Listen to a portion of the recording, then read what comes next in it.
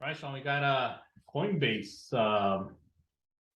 Coinbase. So this is definitely a pro crypto stock, heavy invested in Bitcoin. So it goes with Bitcoin, whether it goes up or down. Any, I know you're not too much of a fan with about crypto, but I mean, since its obsession in Coinbase, it was where Kramer said, "Oh yeah, you got to buy it now," and then it opened up at 342, and now it's $66. So almost a sixth, or yeah, sixth of its original opening.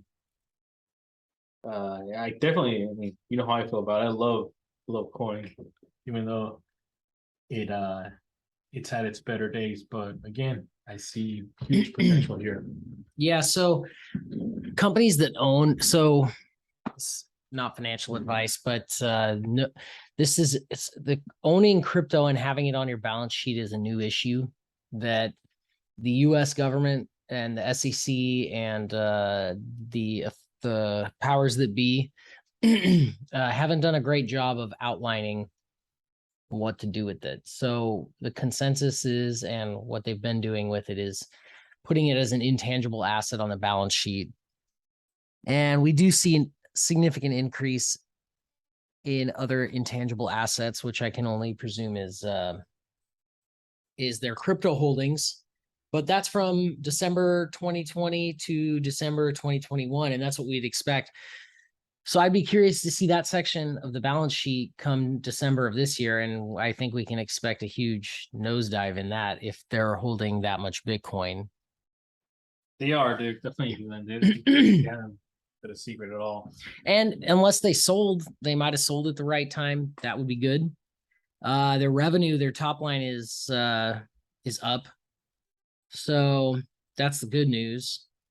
From December 2020 to December 2021, it's up about 3 times. Oh no, 4 or 5 times.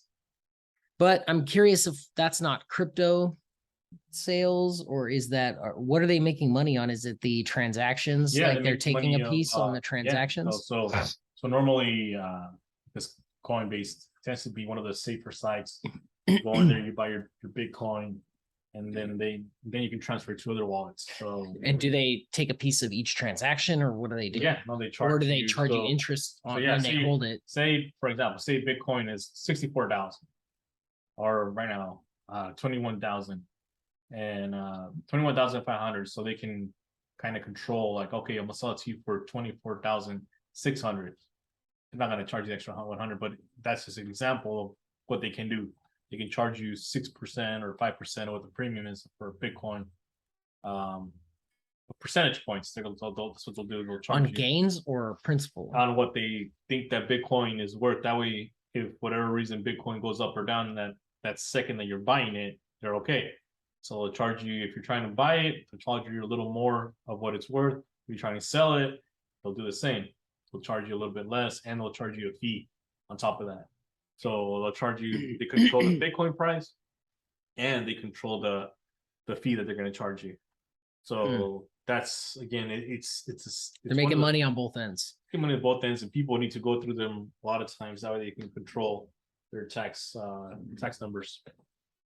Well, and looking at it, I mean, things are trending in the right direction from 2019, 2020 to 2021. But if they're that heavy in crypto, I mean, let's look at EPS. 2019 basic and diluted are negative 17 cents a share. Diluted EPS in 2020, December 2020 is 1.57. Diluted EPS 2021 is 14.5. Basic is even higher, of course, 17.47. So you're talking like significant gains over that 3-statement period. But, you know, trailing 12 months, I see we're down on revenue on the top line. I see we're down on the bottom line. And that's to be expected with the crypto tanking. So I don't know. I'd be curious to see what their statements look like at the end of the year. So if you have $1,000, are you buying Coinbase? Me personally, no. Almost a little over about 18 shares or 16 shares. No, I don't. I mean, things are trending in the right direction. I just don't know enough about the business, and frankly, I think that's important if you're gonna throw money into it. You got to educate yourself. And it sounds like they're making money on both ends, whether you're winning or losing, they're making money, and that would be good for the bottom line. And I'd be just curious to see how their statements look at the end of the year. That could, because you're too old school, you're too fundamental. that's probably true. Yeah, this one you definitely need a little bit of a dice roll. I have to disagree with you. I would definitely buy the 16 to 18 shares that I would get with $1,000. I just it's worth it. It's worth the gamble. If you, I don't even want to call it a gamble because I think I like it. Well, and they are down a lot over the past, 6 months, but everything is. Yeah. So I don't know. I think it's kind of like if you like crypto in general, if crypto goes up, this is gonna go up. Yeah, but whether it goes up or down, they should be making money. And if that's the business model, if it goes up, I'm behind it. This is this thing. If it goes up, yeah, you're right. It's kind of like a casino, right? They're gonna The house always wins. I mean, Yeah, if you're running your crypto through their platform, then they should be making money regardless, And whether you win or lose. And Yeah. if in that case, I don't see how you can beat that. But I just don't know enough about it, and frankly, need to read up on it more. yeah, I like it. I love it actually. And it's way down. I mean, I don't know. Yeah, no, We don't have enough data on them because they haven't been public very long. So well, we'll see. I know you're a fundamentals guy, but I think this is one of those ones where we have to keep on watching it because it only could benefit us.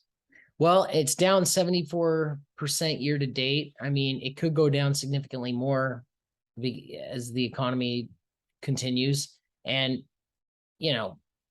could present a good buying opportunity. Mhm. So definitely one I'm going to keep an eye on.